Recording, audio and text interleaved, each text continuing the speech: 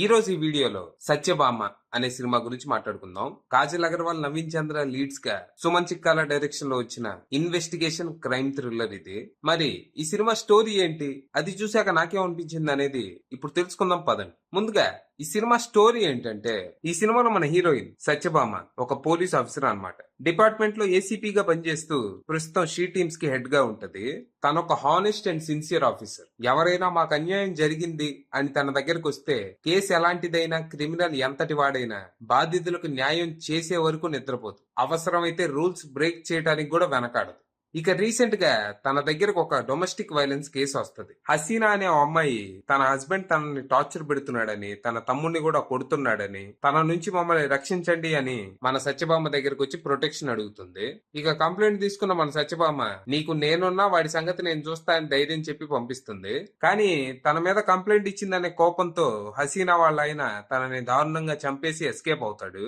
ఇక ఈ కేసుని పర్సనల్ గా తీసుకున్న సత్యభామ వాడి కోసం దేశం అంతా వెతకడం మొదలు పెడతది. కానీ వాడు దొరకడు. అలా 10-15 నెలలు గడిచిపోతాయి. ప్రస్తుతం సత్యభామ షీ టీమ్స్ నుంచి ట్రాన్స్ఫర్ అయ్యి క్రైమ్ బ్రాంచ్ కు వస్తుంది. తను వచ్చిన కొన్ని రోజులకి హసీనా తమ్ముడైన ఇక్బాల్ కనపడకుండా పోతాడు. దాంతో అక్కని ఎలాగో కాపాడలేకపోయా, కనీసం తమ్ముడినైనా కాపాడాలని తను ఈ కేసుని టేక్ ఓవర్ చేసి ఇన్వెస్టిగేషన్ స్టార్ట్ చేస్తుంది. కానీ తన ఇన్వెస్టిగేషన్ కి కొంతమంది పై అధికారులు, పొలిటీషియన్స్ అడ్డుపడుతూ ఉంటారు. ఈ కేసుని ఎలాగైనా తొక్కేయాలని ప్రయత్నిస్తూ ఉంటారు. మరి అసలు ఇక్కడ ఏం జరుగుతోంది? ఇక్బాల్ ఏమయ్యాడు? సత్యభామ ఇన్వెస్టిగేషన్ కి అడ్డుపడుతోంది ఎవరు? ఎందుకు? ఈ మిస్సింగ్ కేసుకి, హసీనా హత్య కేసుకి ఏమన్నా సంబంధం ఉందా? లేకపోతే ఇక్కడ ఇంకేదైనా పెద్ద కాన్స్పిరసీ నడుస్తుందా?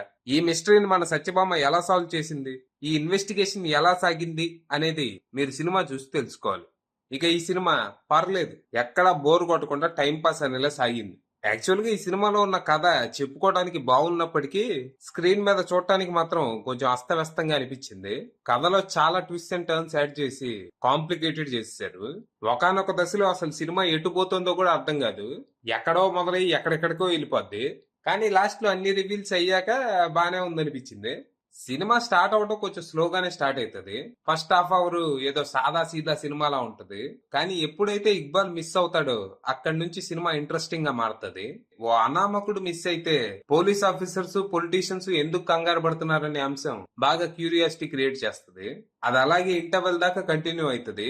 ఇక ఇంటర్వెల్ ట్విస్ట్ ఆ క్యూరియాసిటీని నెక్స్ట్ లెవెల్ కి తీసుకెళ్తుంది. ఇక సెకండ్ హాఫ్ లో అసలు ఏం జరుగుతుందా అనేది మెల్లిమెల్లిగా రివీల్ చేస్తారేమో అనుకుంటే అలాంటిదేం చేయకుండా ఇంకా చిక్కుముళ్ళు లేస్తానే ఉంటారు. దాంతో ఒకానొక దశలో మనకి చిరాకు వస్తుంది.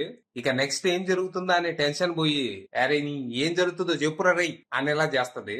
కానీ ప్రీ క్లైమాక్స్, క్లైమాక్స్ బాగుండటంతో పర్లేదు, బానే ఉందనే ఫీల్ తోనే థియేటర్ నుంచి బయటకు వచ్చాను.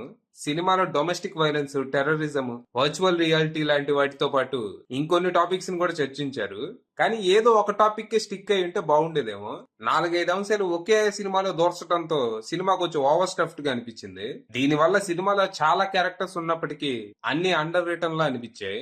ఇక సినిమాలో పర్ఫార్మెన్స్ల విషయానికి వస్తే సత్యభామగా కాజల్ చాలా బాగా చేసింది. ఈ క్యారెక్టర్ కోసం తను చాలా కష్టపడినట్టు మనకు అర్థమైపోతా ఉంటది. ఎమోషనల్ సీన్స్ గానీ, యాక్షన్ సీక్వెన్సెస్ గానీ మంచి ఎఫర్ట్ పెట్టి చేసింది. ఇక సినిమాలో మిగిలిన క్యాస్ట్ అంతా ఎవరి క్యారెక్టర్లు తగ్గట్టు వాళ్ళు బాగానే చేశారు. ఇక మ్యూజిక్ విషయానికి వస్తే శ్రీశరణ్ పాకాల అందించిన బ్యాక్గ్రౌండ్ స్కోర్ బాగుంది. సినిమాని బాగా ఎలివేట్ చేసింది. ఇక cinematography and production values are decent. ఇక డైరెక్టర్ సుమన్ చిక్కాల విషయానికి వస్తే ఆయన పనితనం ఓకే, అంటే అక్కడక్కడ కొంచెం తడబడ్డాడు. స్క్రీన్ ప్లే అంత క్లీన్ గా లేదు, కొంచెం కాంప్లికేటెడ్ గా, డిస్జాయింటెడ్ గా అనిపించింది. ఫైనల్ గా చెప్పేది ఏంటంటే, ఇది ఒక డీసెంట్ క్రైమ్ ఇన్వెస్టిగేషన్ థ్రిల్లర్. ఏ ఎక్స్పెక్టేషన్స్ లేకుండా వెళ్తే మిమ్మల్ని సాటిస్ఫై చేసే అవకాశం ఉంది. అది విషయం.